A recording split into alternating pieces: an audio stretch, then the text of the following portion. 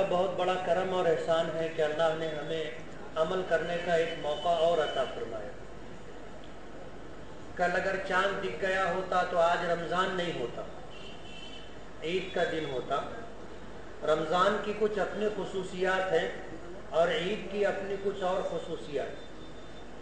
دونوں میں ایک بنیادی فرق یہ ہے کہ عید کے دن کو اللہ پاک نے خوشی کا دن بنایا، اسی لیے آپ کے علم میں یہ بات ہوگی کہ 5 دن ایسے ہیں جن دنوں میں روزہ رکھنا حرام ہے۔ نبی کریم صلی اللہ علیہ وسلم نے جہاں رمضان المبارک کے روزے کی تاکید فرمائی اور آپ کی تاکیدات کے پیش نظر حضرت علی رضی اللہ تعالی عنہ کا وہ ارشاد جو میں نے پیچھے ذکر کیا تھا کہ اگر کسی نے رمضان المبارک کا ایک روزہ چھوڑ دیا، بعد میں اس روزے کی فضیلت کو حاصل کرنے کے لیے اگر ساری عمر روزہ رکھتا رہے تو اس ایک رمضان کے روزے کی فضیلت ساری زندگی روزہ رکھ کر کے حاصل نہیں کر سکتا۔ اور جمعہ کا دن یوں بھی اللہ پاک نے اجر و ثواب کے اعتبار سے 70 گنا اضافے کے ساتھ اللہ نے یہ دن ہمیں عطا کیا۔ تو رمضان المبارک میں روزہ رکھنے کی تاکید، حتیٰ کہ فقہا نے کتابوں میں لکھا ہے کہ اگر کسی بستی کے لوگ روزہ چھوڑتے ہوں اور روزہ چھوڑنے پر ان کو اصرار ہو، روزہ نہ رکھتے ہوں، تو امیر المومنین ان کے خلاف قتال کرے گا، اس لیے کہ جس طرح نماز اللہ کا ایک حکم ہے اور ایک فرض ہے، اسی طرح روزہ مسلمانوں پر نماز کی طرح فرض ہے اور اسلام کے شعائر میں سے اس کو شمار کیا گیا۔ شعائر کہتے ہیں کچھ ایسے مخصوص اعمال جس کی اہمیت اللہ کے نزدیک بہت زیادہ ہے، جیسے حرمین شریفین شعائر اللہ میں سے، عام طور پر فقہا نے لکھا ہے کہ مسجد شعائر اللہ میں سے، مسجد کے مینار شعائر اللہ میں سے۔ اسلام کی اور مسلمانوں کی شناخت جن چیزوں سے ہوتی ہے اس کو شعائر سے تعبیر کیا جاتا ہے، اور وہ چیز اللہ کے نزدیک اہمیت کی حامل ہے۔ یہی چیز رمضان المبارک کو اللہ پاک نے عطا فرمائی ہے کہ رمضان کے روزے کا اہتمام نبی کریم صلی اللہ علیہ وسلم شعبان سے شروع فرمایا کرتے تھے۔ شروع رمضان میں نے یہ بات عرض کی تھی کہ حضرت عائشہ صدیقہ رضی اللہ تعالی عنہا فرماتی ہیں کہ ہم روزے رکھنے کے لیے شعبان کا انتظار کیا کرتے تھے۔ نبی کریم صلی اللہ علیہ وسلم پورا شعبان روزے میں گزارا کرتے تھے، پورا شعبان، اور اس کے بعد پھر پورا رمضان آپ روزہ رکھا کرتے تھے۔ رجب سے رمضان کا انتظار رہتا تھا اور حضور دعا فرمایا کرتے تھے کہ اللہ ہمیں رمضان المبارک تک پہنچا دے۔ اللہ کا بہت بڑا کرم تھا، اللہ نے پہنچا دیا۔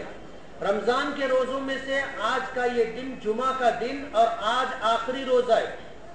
آج کے دن میں اور کل کے دن میں فرق یہ ہے کہ نبی کریم صلی اللہ علیہ وسلم نے عید کے دن روزہ رکھنے سے منع فرمایا، اور سال میں 5 دن ایسے ہیں جن میں روزہ رکھنا حرام قرار دیا گیا، انہی میں سے ایک عید کا دن بھی۔ فرمایا کہ یہ دن جو ہے فَإِنَّهُ يَوْمُ أَكْلٍ وَشُرْبٍ وَبِعَالٍ، جن چیزوں سے آدمی روزے کی حالت میں رکا رہا تھا، کھانے سے رکا رہا تھا، پینے سے رکا رہا تھا، اور اسی طرح اپنے خواہشات نفسانیہ جسے شریعت نے جائز رکھا تھا، روزے کی حالت میں اس سے اپنے آپ کو، اپنے نفس کو روک کر کے رکھا تھا۔ عید کے دن کو حضور نے فرمایا کہ یہ کھانے کا دن ہے، یہ پینے کا دن ہے، اور یہ اپنی جائز خواہشات کو پورا کرنے کا دن ہے، روزہ رکھنے کو حرام قرار دیا۔ آج روزہ نہ رکھنا گناہ کبیرہ ہے اور کل روزہ رکھنا گناہ کبیرہ ہے۔ یہ فرق ہے دونوں دنوں میں۔ اللہ نے عید کا دن مسلمانوں کو عطا کیا۔ عید کی تاریخ اگر آپ اٹھا کر کے دیکھو گے تو نبی کریم صلی اللہ علیہ وسلم نے جو پہلی عید منائی تھی وہ غزوہ بدر کے بعد منائی تھی۔ 17 رمضان المبارک کو بدر کا معرکہ پیش آیا تھا۔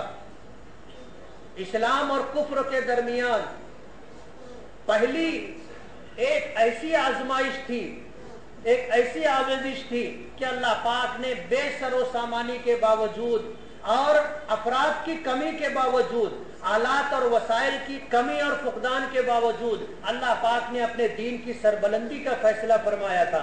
बद्र की तारीख आपने पढ़ी होगी, इस्लाम की तारीख में संग मील की हैसियत रखता है।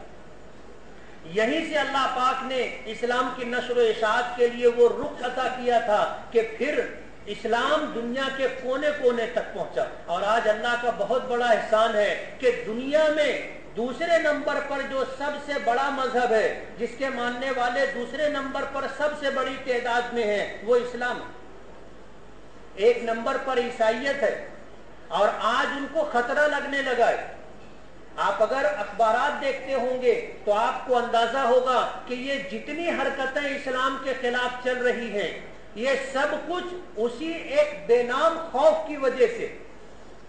और ये अल्लाह का फैसला है, अल्लाह का फैसला है कि ला यबका अला ज़हरिल अर्ज़ बैतु मदरिन वला वबरिन इल्ला अदखलहुल्लाहुल इस्लाम, कि रुए जमीन पर कोई कच्चा कोई पक्का घर बाकी नहीं रहेगा, इस्लाम की बात वहां तक पहुंच करके रहेगी। फिर चाहे उस घर के रहने वाले इज्जत के साथ इस्लाम कबूल करें, वरना जलील होकर के उन्हें इस्लाम कबूल करना पड़ेगा। पूरी दुनिया में कोई घर बाकी नहीं रहेगा। आज दूसरों को अपने घर की फिक्र पड़ गई है। कई दिनों से, बल्कि 15 महीने भर से ये सुन रहे थे आप कि कुरान पाक को जलाया जाएगा, कुरान पाक को जलाया जाएगा, कुरान पाक को जलाया जाएगा। आज की खबर है, उसने अपना फैसला वापस लिया। टाइम्स ऑफ इंडिया के हवाले से ये खबर अभी चंद मिनट पहले मेरे खड़े होने से पहले मैसेज में आई है। अल्लाह करे सच हो। उन्हें पता है कि पूरी दुनिया में मुसलमान कितने जज्बाती हैं। आज दुनिया कहती है कि सबसे ज्यादा जज्बाती कौम अगर रुए जमीन पर कोई कौम पाई जाती है तो वो मुसलमान है। और हमारी कमजोरी को लोगों ने इस तरह भी ताबीर किया है कि पेट्रोल से ज्यादा जल्दी भड़क जाने वाले लोग मुसलमान हैं। और मैंने पिछले हफ्ते अर्ज किया था कि 100, 200, 1000, 2000, लाख, 2 लाख, 10, 20 लाख कुरान पाक आप जला दोगे तो क्या कुरान पाक खत्म हो जाएगा?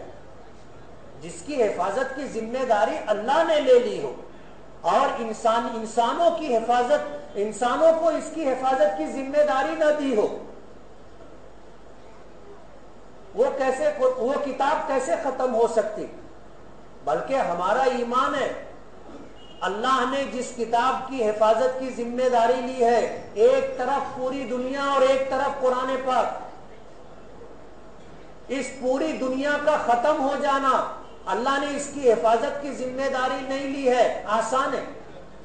लेकिन कुरान पाक का खत्म होना, कुरान पाक का जाये हो जाना, इस तरह के फिर पूरी दुनिया में कहीं कुरान पाक ना मिलता हो, यह नामुमकिन है।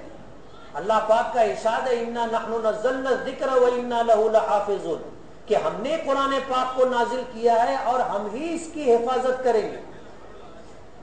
ये तो अल्लाह की तरफ से हिफाजत का वादा है और अल्लाह अपने वादे में सच्चे हैं, अल्लाह अपने वादे में सच्चे हैं। तो ये यूं समझ लीजिए कि दुनिया की, अमेरिका की तारीख में शायद इससे ज्यादा अक्लमंदी का कोई फैसला नहीं होगा। उन्हें अंदाजा नहीं था कि इस हरकत के बाद पूरी दुनिया में अमेरिकी मफादात को और अमेरिकियों को क्या नुकसान होने वाला है। जैसे जैसे वक्त गुजरता रहा उनकी आंख खुलती गई और अखबारी बयानात की जो तब्दीलियां थी वो बता रही थी कि ये फैसला